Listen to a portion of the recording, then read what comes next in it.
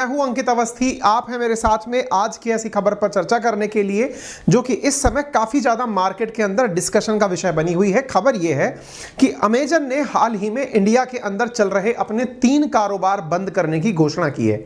कौन कौन से कारोबार हैं, उनके बंद करने की घोषणा में इस बात का क्या महत्व है कि दुनिया को अमेजन के मालिक जेफ बेजोस ये कुछ ही दिनों पहले ये कहते हुए पाए गए थे कि आप सब अपना अपना धन बचा कर रखें, आने वाले समय में कुछ घटनाएं ऐसी हो सकती हैं। एक चेतावनी थी जो हमने कवर भी की थी अपने चैनल पे। तो मुद्दा यह है कि आज के समय पर जो फिलहाल स्थितियां हैं उसमें ऑनलाइन उद्योग में आए इस संकट को अमेजन कैसे देखता है और क्या क्या कार्यक्रम अभी तक किए गए हैं। शुरू से शुरू करते हैं, लेकिन उससे पहले आपको एक जानकारी देते हैं। ये साथियों नवंबर 14 2022 की खबर है, जब अखबार में प्रकाशित हुआ कि अमेजन कह रहा है कि वो अपने कर्मचारियों को हटाएगा, यानी कि Amazon is plan to lay off thousands of employees. यानी उसके पास जो कुल 16 लाख कर्मचारी हैं उनमें से लगभग 10,000 कर्मचारियों को वो छटनी करेगा, जो कि अमेजन के इतिहास की अब तक की सबसे बड़ी छटनी होगी। छटनी का मतलब है लोगों को रोजगार से बाहर किया जाएगा। यह कारण क्यों आया? तो इसके पीछे का कारण था आर्थिक मंदी के कारण कॉस्ट कटिंग, यानी जो एक्सपेक्टेशंस थी उसके अकॉर्डिंग मार्केट का ना होना और इस वजह से लोगों की कॉस्ट कटिंग करना, यानी कि उन्हें जॉब से निकाल देना और अपनी सैलरीज के माध्यम से मतलब खर्चों को लगभग बचा लेना। यही कारण है कि अचानक अब सुर्खियां बन चुकी हैं कि Amazon now shut wholesale distribution business in India as part of cost cutting. Cost cutting का अर्थ हुआ लागत में कमी करना, यानी अमेजन को अब तक यह एहसास था कि उसके खर्चे बहुत बढ़ गए हैं, तो उन बढ़े हुए खर्चों को कम करने के लिए वो लगातार अपने बिजनेसेस बंद कर रहा है इंडिया में। तो अभी जो फिलहाल बिजनेस बंद किया गया है उसका नाम है अमेजन का होलसेल डिस्ट्रीब्यूशन बिजनेस। अब ये क्या है इसके बारे में चर्चा करेंगे। और वो जो अमेजन आप जानते हैं, अमेजन जिसके थ्रू आप लोग अमेजन ऑनलाइन चीजें परचेज करते हैं, उससे यह कितना डिफरेंट है आज के सेशन में चर्चा करेंगे। साथ में और कौन कौन से बिजनेसेस हैं जो इन्होंने बंद किए वो भी बताएंगे, और ये भी बताएंगे कि अचानक ऐसी स्थिति बनी क्यों है कि भाई मार्केट के अंदर ये मतलब स्थिति ऐसी क्यों आ रही है कि लोगों को निकाला जा रहा है। तो आप इधर देखिए, Amazon food delivery online learning, Amazon now shut wholesale distribution business in India, ये आपको यहां पर सुर्खियों में दिखाई पड़ जाता है। आप यहां पर एक जानकारी के लिए फिलहाल के लिए अमेजन होलसेल डिस्ट्रीब्यूशन बिजनेस के बारे में थोड़ी सी जानकारी प्राप्त कर लीजिए। क्या है अमेजन का होलसेल बिजनेस? असल में अमेजन के होलसेल बिजनेस के अंदर और कुछ नहीं अपितु अमेजन ने बेंगलोर में एक स्टार्टअप के रूप में कुछ कार्यक्रम शुरू किए थे। इसके अंदर क्या किया गया था? स्टार्टअप के नाम पर यहां पर कुछ मतलब वेंडर्स को, जैसे क्या होता है ना स्ट्रीट साइड जो छोटे वेंडर्स होते हैं, उनको अमेजन ने अपने आप को एक होलसेल डीलर के रूप में प्रेजेंट करते हुए, जो छोटे वेंडर्स हैं जैसे कि कोई गली के अंदर शॉपकीपर है, उनको होलसेल में सामान डिलीवर करने का कार्यक्रम शुरू किया था कोरोना काल के अंदर। ठीक है ना? तो इनका जो कार्यक्रम था जिसके अंदर इन्होंने होलसेल डिस्ट्रीब्यूशन बिजनेस शुरू किया था बेंगलोर में, उसे ये बंद करने जा रहे हैं। असल में बेंगलोर में ही इन्होंने अमेजन फूड सिस्टम शुरू किया था, बिल्कुल वैसे ही जैसे स्विगी और जोमेटो इंडिया में काम करते हैं, बिल्कुल वैसे ही इन्होंने एक छोटा सा वेंचर अपना एजुकेशन में भी डाला था जिसे अमेजन एकेडमी जाना गया था। यानी ये 3 बड़े सिस्टम्स में लोगों की देखा देख उतरे थे। जैसे आपने अगर इंडिया में बहुत सारे एड टेक्स को चलते देखा है, लिटरली जैसे अनअकैडमी को आप इस समय देख रहे हैं, जो कि एक ब्रांड है, अनअकैडमी बेंगलुरु बेस्ड कंपनी है। अब वहां पर जिस प्रकार से आप कंपनी को काम करते देखते हैं, कुछ उसी की तर्ज पर इन्होंने अमेजन एकेडमी शुरू करी 12वीं के बच्चों के लिए, नीट और जेई की प्रिपरेशन के लिए। अमेजन एकेडमी में इन्होंने कुछ इनिशियल फंड डाला जिसके अंदर ये जानना चाह रहे थे कि कितना पोटेंशियल है या फिर हम कितना इसमें कर पाएंगे। हो सकता है कि शुरुआती फंड इनके इतने पर्याप्त ना रहे हों कि ये सब तक नहीं पहुंच पाए कि ये क्या कुछ कर रहे हैं। बिल्कुल वैसे ही जैसे इंडिया के अंदर स्विगी और जोमेटो को आप लोग ऑनलाइन फूड डिलीवरी के लिए जानते हैं। ऑनलाइन फूड डिलीवरी अगेन ये कंपनीज जो हैं ये बेंगलुरु में बड़ा कारोबार रखती हैं, बेंगलुरु बेस्ड हैं। इन्हीं की देखा देख इन्होंने वहां पर फूड डिलीवरी का भी कार्यक्रम शुरू किया अमेजन फूड के नाम से, उसे भी ये लोग बंद कर रहे हैं। यानी Amazon academy, Amazon food delivery, ये दो कंपनी तो पहले बंद की ही जा रही थी, तीसरा कार्यक्रम इन्होंने और शुरू किया।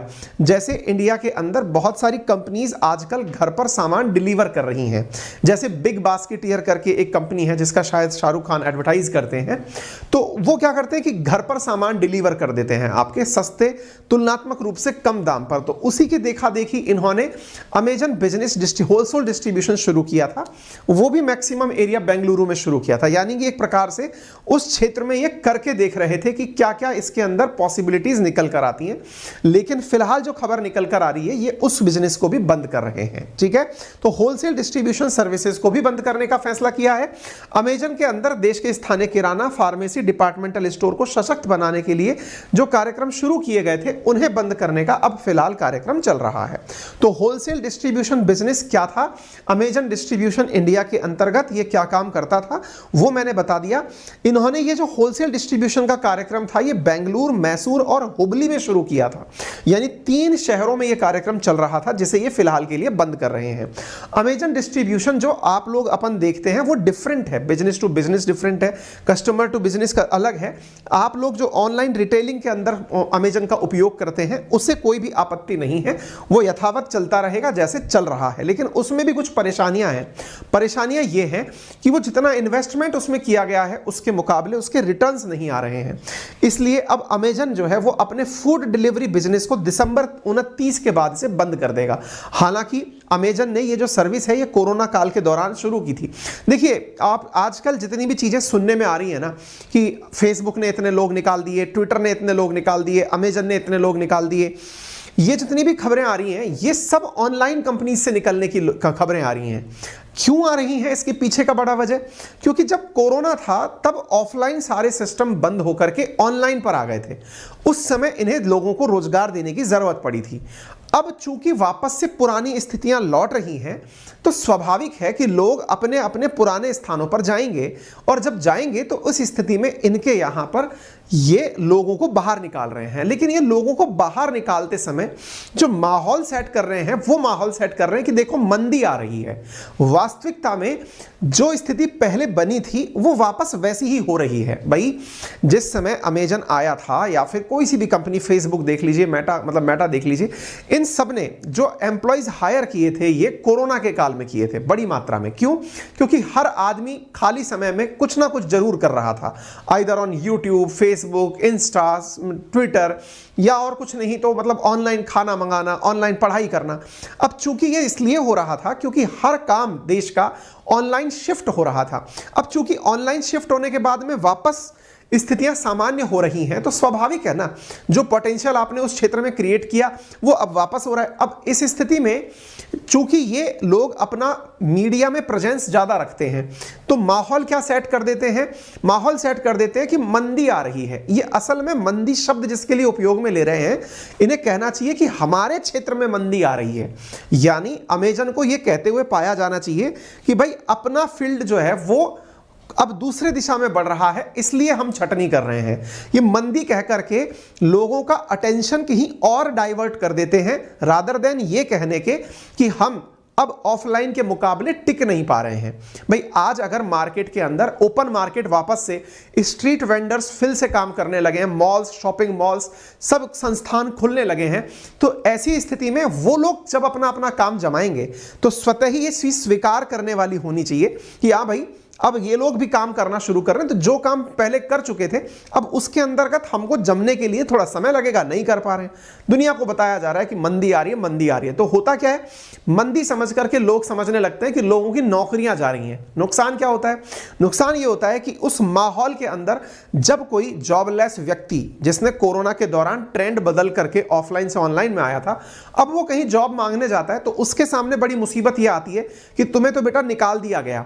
अब तुम्हें निकाल दिया गया, इस वजह से तुम्हें हम उतनी संपत्ति नहीं देंगे या उतना धन तुम्हें नहीं देंगे जो तुम डिजर्व करते हो। और ऐसी स्थिति में रोजगार के अवसर जो है वो सीमित हो जाते हैं। सामने वाला जो एम्प्लॉयर है वो इस चीज का इमोशनल ब्लैकमेल करके फायदा उठाता है कि तुम्हें तो नौकरी से निकाल दिया गया ना, तुम फेसबुक में थे, निकाल दिया ना, चलिए ठीक है, कोई नहीं, अब तुम आकर के कू में काम कर लोगे तो हम तुम्हें इतने पैकेज पर रखेंगे, लेकिन इतना नहीं दे पाएंगे जितना तुम्हारा फेसबुक में था। इससे क्या फर्क पड़ता है कि जो एम्प्लॉयर है ना, वो एम्प्लॉय का जो हैरेसमेंट करता है कि तुमको तो निकाला गया था यार, ले ऑफ में चले गए थे, अगर तुम इतने ही अच्छे होते तो तुम्हें रख लिया होता। ये माहौल बिगाड़ने के तरीके हैं, ठीक है। खैर कोई नहीं, फिलहाल के लिए हम इसकी बात करते हैं। तो इनका जो बिजनेस चल रहा है, जैसे कि इनका फूड डिलीवरी सिस्टम नहीं चल पाया, फूड डिलीवरी सिस्टम भी शुरू किया था इन्होंने कि भाई ऑब्वियस सी बात है, इनने सोचा कि कोरोना आ गया है, लोगों की तौर तरीके बदल जाएंगे, अब लोग जो है वो घर पर ही मंगा के खाना खाएंगे और मात्र 2 साल के अंदर ही लोगों की पुरानी हैबिट्स बदल जाएंगी, अब लोग बाहर जाएंगे ही नहीं। इस प्रकार का विचार इन्होंने शायद किया होगा, तभी तो ये फूड डिलीवरी के लिए जो धंधा इन्होंने शुरू किया था, अब ये इनको बंद करना पड़ रहा है। इनको लग रहा है कि यार अब तो कोई ग्राहक आ ही नहीं रहा है। वास्तविकता में ये उस समय भी डेंट क्रिएट नहीं कर पाए थे जिस समय कोरोना था, तो क्योंकि तब भी इनको इतने ऑर्डर्स नहीं मिल रहे थे। ये खुद उन लोगों का कहना है जो लोग अपना बिजनेस बेंगलोर में अच्छे से रन कर रहे हैं, ठीक है। रेस्टोरेंट पार्टनर्स का कहना है कि पहले भी इनके ऑर्डर्स नंबर्स में आते थे, मतलब डबल डिजिट भी कभी नहीं हो पाए, ठीक है। ऐसे ही अमेजन ने 27 नवंबर को कहा कि वो एडटेक बिजनेस बंद कर रहा है। कौन सा एडटेक बिजनेस? Amazon academy. आप में से शायद ही किसी ने इसके बारे में चर्चा सुनी हो, नाम से जरूर लग रहा है अकेडमी है तो कुछ पढ़ाने जैसा हो, लेकिन आप में से शायद ही किसी ने, ये अमेजन अकेडमी नाम से है, तो ये इसको बंद कर रहे हैं। तो बंद करने के पीछे ये कह रहे हैं कि साहब अब हम जो है ना इसको सब जगह से खत्म कर रहे हैं, जिन्होंने हमारे सब्सक्रिप्शन ले लिए थे उनका पैसा हम वापस दे देंगे, पर ये तो बताओ कितनों ने लिए थे। कारण ये है क्योंकि तुमने ना तो तब कुछ नाम कमाया था और अब तुम वापस इसलिए जा रहे हो कि भाई अब हमारे बस की बात नहीं है। तो ये सब चीजें पैरेलली इस समय मार्केट के अंदर चल रही हैं, ठीक है। अच्छा, दूसरी तरफ ये बोलते हैं कि भारत में इन्वेस्टमेंट करना जारी रखेंगे। ऑब्वियस सी बात है, जिस बिजनेस के थ्रू तुम पैसा कमा रहे हो, जो तुम्हारा मूल वृक्ष है, उसको तो तुम और बड़ा करना चाहोगे, लोगों को छटनी भी करोगे और जो तुम्हारे मूल वृक्ष में लोग काम कर रहे हैं उनकी सैलरी भी काटोगे। यही तो अभी जो ब्लैक फ्राइडे सेल आई थी उस दौरान दुनिया भर के अंदर लगभग 40-50 देशों के अंदर ऐसा हुआ था कि दुनिया भर के अंदर जो इनके एम्प्लॉय काम कर रहे हैं लाखों की संख्या में, बड़ी मात्रा में लोग प्रोटेस्ट करने उतर आए थे। प्रोटेस्ट क्यों कर रहे थे? अमेजन के लोगों के सामने, अमेजन के सामने, क्योंकि तुम ना ये कह करके कि भाई मंदी आ रही है, मंदी आ रही है, लोगों की सैलरी नहीं बढ़ा रहे हो, वेजेस काट रहे हो, जबकि तुम जो धंधे बंद कर रहे हो या फिर जिन लोगों को निकाल रहे हो वो असल में उन बिजनेसेस में से निकाल रहे हो जो कि तुमने केवल कोरोना में ही शुरू किए थे।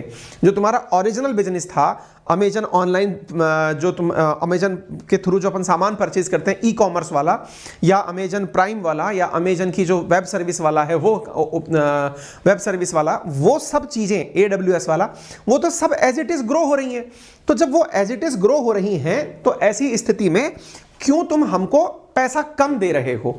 बस यहीं पर सारा विवाद शुरू हो रहा है और यही कारण है कि इनकी भारत में भी शिकायत हो रही है कि साहब ये है ना मंदी मंदी दिखा करके हमारे को पैसा काट रहे हैं, मतलब हमारा जो धन हमको मिलना चाहिए उतना नहीं दे रहे हैं। ऐसी स्थिति में इनके स्पोक पर्सन कहते हैं कि हम अपने कस्टमर्स को हमेशा खुश करने के बारे में सोचते हैं। हाँ, तो असल में बड़ी कंपनियों की यही सबसे बड़ी कमी मानी जाती है कि ये अपने कस्टमर्स को खुश करने के नाम पर कहते हैं कि हम एक्सपेरिमेंट कर रहे थे, जो आइडिया आ रहे थे उनमें इन्वेस्टमेंट कर रहे थे और वो एक्सपेरिमेंट में हम फेल मार गए तो अब हम जो है वो इस तरह का काम कर रहे हैं। तो ये अपने आप में अलग ही प्रकार की घटना है, ठीक है।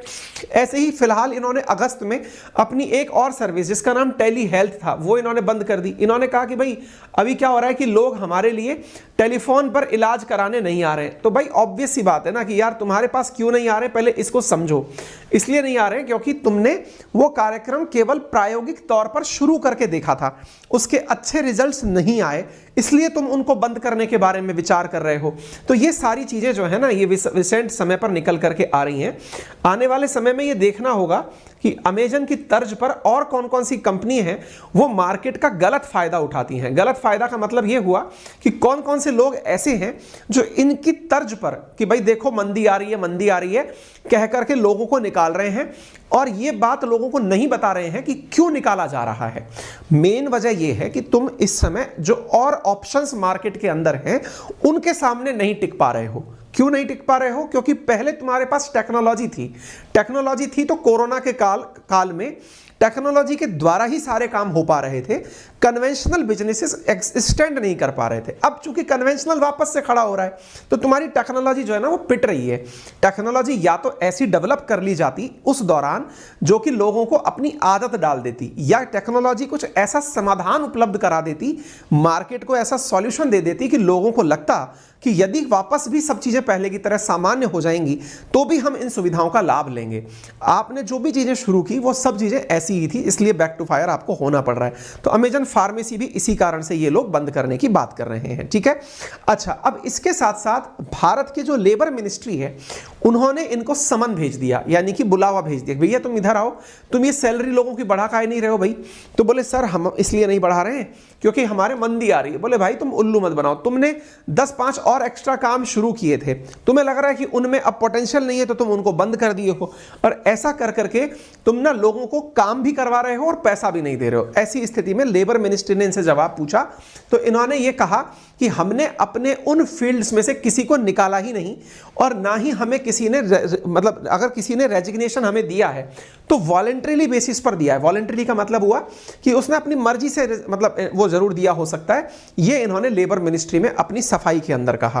वास्तविकता ये है कि इन लोगों की जो मेन फील्ड है यानी अमेजन ई कॉमर्स, उसकी सेल 8% बढ़ी है, लेकिन घाटा जो है वो 794 करोड़ रुपए का हुआ है। घाटा क्यों हुआ है? क्योंकि देखिए ये लोग ना बिग मार्केट साइज पर काम करते हैं, घाटा दिखा करके ये इन्वेस्टमेंट को और बड़ा मार्केट प्लेस बनाते हैं, ठीक है। तो इनके रेवेन्यू जो है उसके अंदर मार्केट प्लेस के अंदर बढ़ा है, और ये फिगर निकल करके इस बारे में जानकारी भी दे रहे हैं। अब फिलहाल के लिए अमेजन इंडिया में ऑलरेडी $6.5 बिलियन इन्वेस्ट कर चुका है। ये कह रहे हैं कि हम भविष्य में भी अपना इन्वेस्टमेंट जारी रखेंगे। तो इन घटनाओं के आधार पर मैं तो केवल सेशन के अंत में यही कहना चाहूंगा कि ये कंक्लूड ना कर ले कि मंदी आ रही है। हाँ, एक सेक्टर के अंदर जो बूम था वो सेटल हो रहा है वापस आकर के, सेक्टर विशेष के अंदर जो बूम था वो वापस सेटल हो रहा है, और होना भी चाहिए।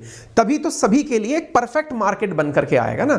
आपके पास पहले टेक्नोलॉजी थी, आपने सोचा औरों को भूखा मार देंगे, यानी कि वो लोग जिनकी कोई आवाज उठाने वाला नहीं था, या फिर वो सेक्टर्स जो शॉप वाले थे या शॉपकीपर्स थे या फिर छोटे संसाधनों वाले जो लोग थे, वो अगर जॉब के बिना हो भी गए थे तो कोई उनकी चर्चा करने वाला नहीं था। तुम हो कि मीडिया में आकर के जानकारी दे देते हो कि 10,000 बढ़ा दी नौकरी, 10,000 घटा दी नौकरी, तो लोगों को लगता है कि वाकई में कुछ हो रहा है। ऐसा नहीं है, चीजों को सबके साथ मिलकर चलना होता है। अल्टीमेटली सबका साथ और सबका विकास जरूरी है।